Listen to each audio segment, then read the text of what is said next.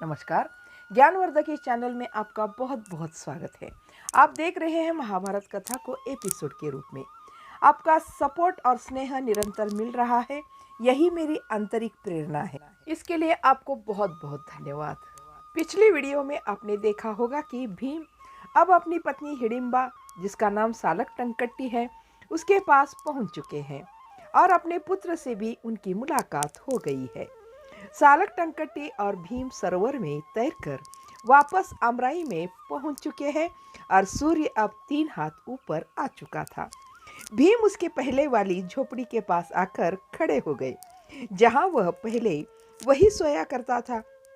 सालक टंकट्टी बोली, चढ़ो तो। भीम चढ़ गया। तब ऐसा लगा कि सरलता से चढ़ पाने की आदत ही अब नहीं रही है। सालक टंकट्टी भी बिना किसी सहारे से झट से उसके साथ चढ़ गई।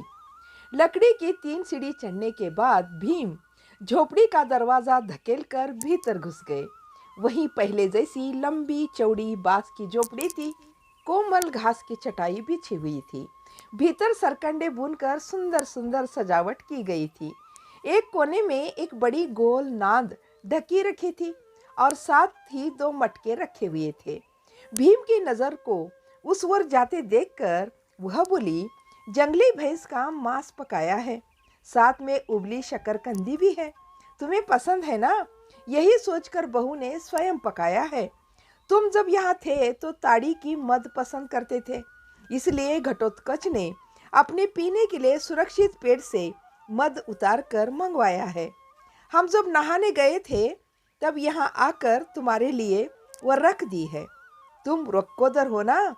ऐसा कहते हुए सालक टंकट्टी भीम के पास आकर उसके पेट पर हाथ फेरते हुए बोली, मेरा वृक्कोदर, घटोत्कच को भी तुम्हारी जैसी ही भूख लगती है और इसे दूसरे बच्चे बहुत साधारण हैं।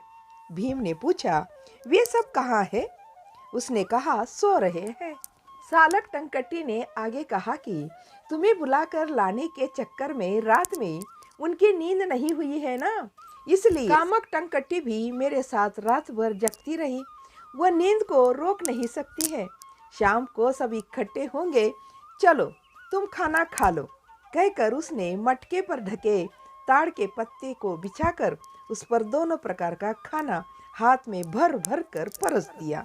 पास रखी लकड़ी की हंडियों में सुबह की निकाली गई ताजी ताड़ी भर कर रखी थी। भीम ने इतना ही कहा कि तुम भी खा लो। वह तुरंत भीम के पत्तल में खाना खाने बैठ गई। खाना खाते खाते वह कहने लगी, तुम हमारे राक्षस कुल से इतना द्वेष क्यों रखते हो? भीम ने कहा, तुमको किसने कहा?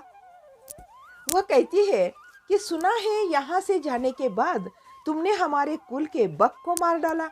उसके 10, 12 या 13 वर्ष के बाद बक के भाई किम्मीर को मार डाला।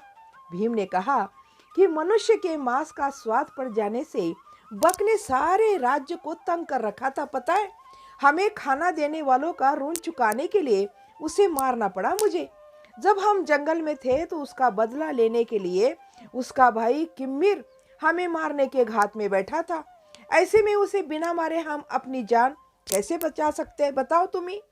वह कुछ न बोली और ज्यादा कुछ खाई भी नहीं, केवल अपने बड़े बड़े हाथों से उसी को परोसती रही। अंत में वह बोली, अब मालूम है कि क्या हो गया है? तुम अब ऐसा राक्षसों के शत्रु हो गए हो। तुम्हें मारने के लिए सभी बिखरे हुए राक्षस इकट्ठे हो गए हैं। अलग अलग जंगलों के मुखिया यहाँ आए थे।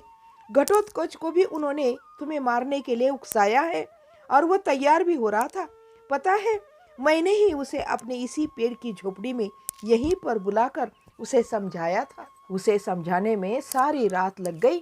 मैंने उसे समझाया कि तुम्हारा पिता है वह, तुम्हारे भाई जरूर दूसरे से पैदा हुए, पर मेरा पति तो वही अकेला है। तब उसने पूछा था कि यदि वह मेरे पिता है तो क्या उन्हें एक बार भी मुझे देखने नहीं आना था? तो उसका ऐसा पूछना सही था या गलत, तुम ही बताओ। उसका मुंह देखते देखते भीम ने अपनी नज़र झुका ली। खाना उनका रुक गया। ऐसा लगा कि उसे यहाँ आना ही नहीं चाहिए था। यह बात नहीं कि आने से खुशी न हुई हो, पर अलग अलग ढंग से अपने ही मन में उठने वाले इन प्रश्नों का उत्तर वह क्या दे। तभी पास के पेड़ से बच्चे का रोना सुनाई दिया।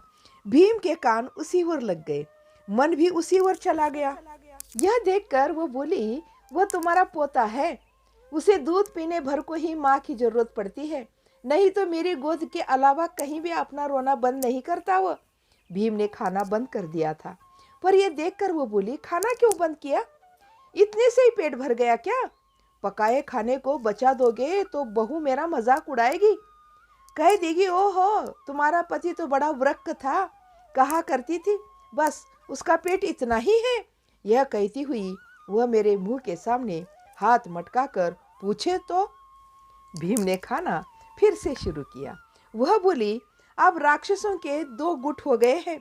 उसी दिन वे कहने लगे थे तुम हमारे शत्रु हो और तुम्हें और तुम्हारी माँ को पहले निपटाएंगे, पर हमारे जंगल में आकर हमें मारना उनके लिए इतना आसान नहीं है। परंतु वे राक्षस बार बार घटोत्कच को बोल रहे थे धर्म को अच्छी तरह से समझो, और घटोत्कच मेरे पास आकर पूछता है कि माँ मेरे समझ में नहीं आ रहा है कि धर्म क्या है, अब तुम ही बता दो। जब पास के पेड़ से बच्चों का रोना और तेज हो गया तो उठी और कहने लगी, वह रोना बंद नहीं करेगा, यही उठाए लाती हूँ। कहती हुई वह दरवाजे के बाहर की सीढ़ियाँ सर सर करती हुई नीचे उतर गई। अब इस कहानी को करते हैं यहीं पर समाप्त। अगले इस कहानी का भाग अगले वीडियो में जरूर देखिएगा। तब तक के लिए जय भारत, जय हिंद।